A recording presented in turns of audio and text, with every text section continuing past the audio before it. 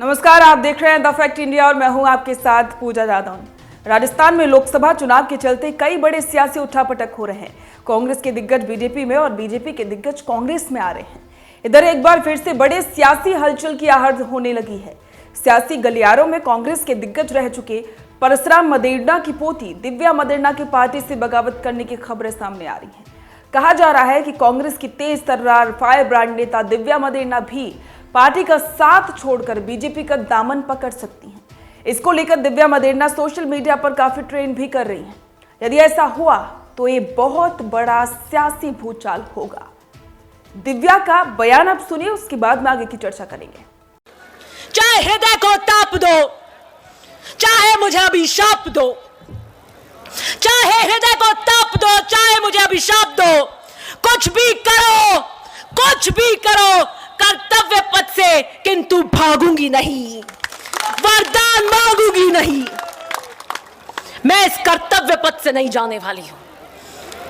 मुझे कोई किसी जंगल में भेजने की अपनी परिकल्पना को भुला दे, मैं इसी पथ पर चलूंगी। कर्तव्य पथ सिर्फ हार और जीत का नहीं होता है, लड़ाई कैसे लड़ी इसका भी होता है। मूल्यों पे लड़ी के नहीं लड़ी, क्या समझौतों की राजनीति करके लड़ी। मैंने समझौतों की राजनीति नहीं की। एक ने कहा कि दिव्या कड़क है, वो नहीं झुकने वाली। बिल्कुल नहीं झुकूंगी, मैं बिल्कुल नहीं झुकूंगी। मैं अकेली नहीं हूं। अगर मेरा झुकना सिर्फ दिव्या मदेरणा का झुकना होता तो अलग बात है। मैं ओसिया के मतदाता की प्रतिनिधित्व कर रही हूं। मेरा झुकना आपके वोट का झुकना होता है। मैं राजस्थान के किसान का आशीर्वाद हूं।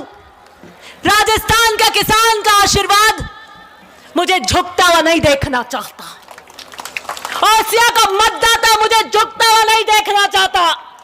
वो कहता है लड़ दिव्या, हम खड़े हैं तेरे पीछे। अब समझने की कोशिश करते हैं कि आखिर कौन सी बदलते समीकरणों के कारण दिव्या मदेरणा बीजेपी में शामिल हो सकती है। कांग्रेस के बेनीवाल के साथ गठबंधन से दिव्या मदेरणा नाराज हैं। दिव्या मदेरणा की कांग्रेस से नाराजगी का प्रमुख कारण हनुमान बेनीवाल ही है। पिछले समय से कांग्रेस का आरएलपी प्रमुख हनुमान बेनीवाल से गठबंधन होने को लेकर चर्चा चल रही थी। बताया जा रहा था कि बेनीवाल कांग्रेस से गठबंधन के कारण नेताओं के संपर्क में है। बताया जा रहा है कि यही बात दिव्या मदेरणा को नागवार साबित हुई। बता दें कि दिव्या और हनुमान बेनीवाल के बीच 36 का आंकड़ा रहा है। दोनों कई सार्वजनिक सभाओं में एक दूसरे पर कई बार तीखे हमले बोल चुके हैं। बेनीवाल ने कई बार मदेरणा परिवार पर आपत्तिजनक टिप्पणियां भी की हैं और इधर कांग्रेस ने अपनी लिस्ट में इन चर्चाओं पर मोहर लगा दी। कांग्रेस की लिस्ट ने यह साफ कर दिया कि पार्टी ने यह सीट आरएलपी के लिए छोड़ दी है। नागौर सीट पर आरएलपी से गठबंधन कर लिया है। ऐसे में माना जा रहा है कि कांग्रेस में सियासी बवंडर उठ सकता है। बेनीवाल दिव्या को फूटी आंख भी नहीं सुहाते हैं।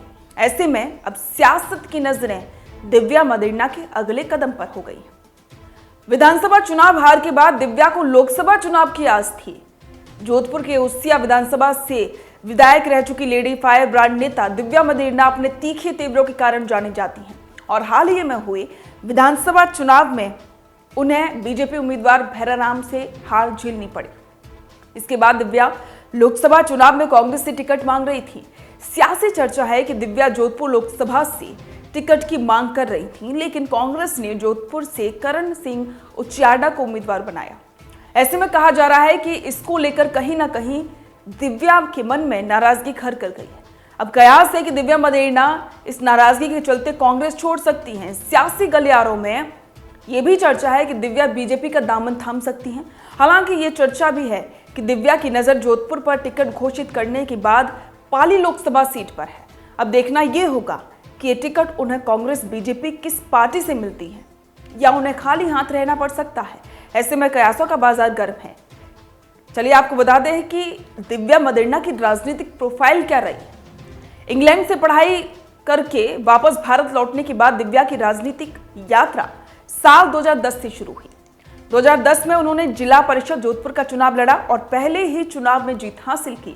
साल 2018 में वे काउंसिल की मेंबर बने और उसी साल उन्हें कांग्रेस ने विधानसभा चुनाव में जोधपुर ग्रामीण की ओसिया विधानसभा सीट से उम्मीदवार बनाया।